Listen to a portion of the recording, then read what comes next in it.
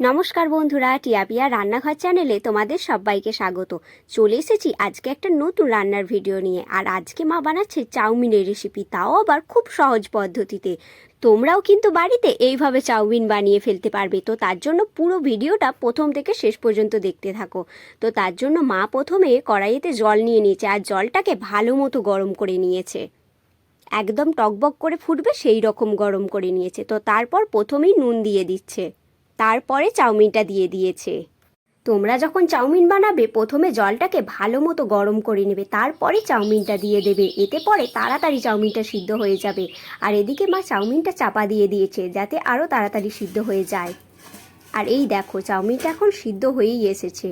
প্রথমে জলটা ভালো মতো গরম করে নেওয়ার জন্য চাউমিনটা কিন্তু হতে বেশি দেরি লাগেনি, তাড়াতাড়ি হয়ে গেছে। এখন মা দেখে নিচ্ছে চাউমিনটা ভালোভাবে সিদ্ধ হয়েছে কিনা। চাউমিনটা সিদ্ধ হয়ে গেছে। মা এরপর ঢেলে নিচ্ছে চাউমিনটা।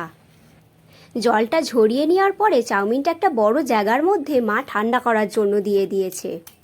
মা এখানে দুটো ডিম ভেঙে নিচ্ছে। তোমরা এখানে ডিম কম বেশি দিতেই পারো। আর হ্যাঁ, যারা ডিম খাও না তারা ডিম ছাড়াই বানাতে পারো।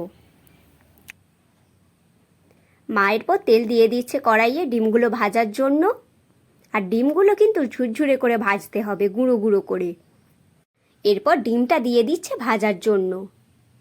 ডিমটা এদিকে হতে থাক। তোমরা ততক্ষণে কে কোথা থেকে এই ভিডিওটা দেখছো কমেন্ট করে অবশ্যই জানিও।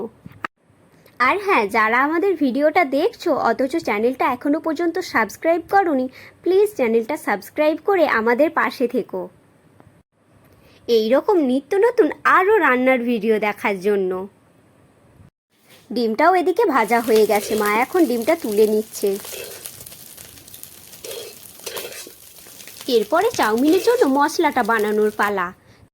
তো তার জন্য মা প্রথমে কাঁচা লঙ্কা সস নিয়ে নিচ্ছে। এরপরে আদার সস,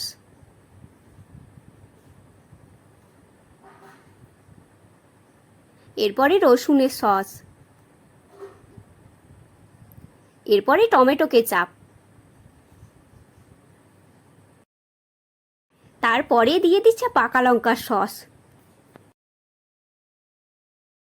এরপর কড়াইয়ে তেল দিয়ে দিয়েছি। তেলটাকে ভালো মতো গরম করে কুচিয়ে রাখা পেঁয়াজগুলো দিয়ে দেবো।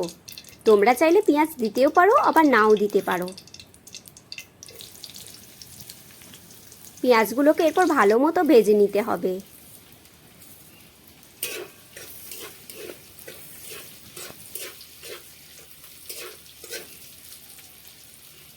পেঁয়াজগুলো হালকা লাল লাল করে ভেজে নেওয়ার পরে যে মশলাটা বানিয়ে রেখেছিলাম সেটা দিয়ে দিচ্ছে মা।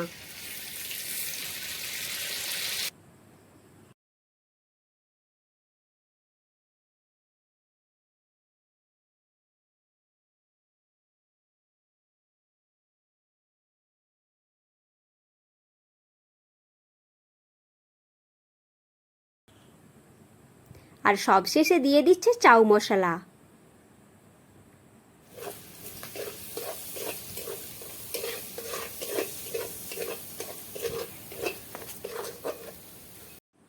এরপর চাউমিনগুলো অল্প অল্প করে দিয়ে দেব।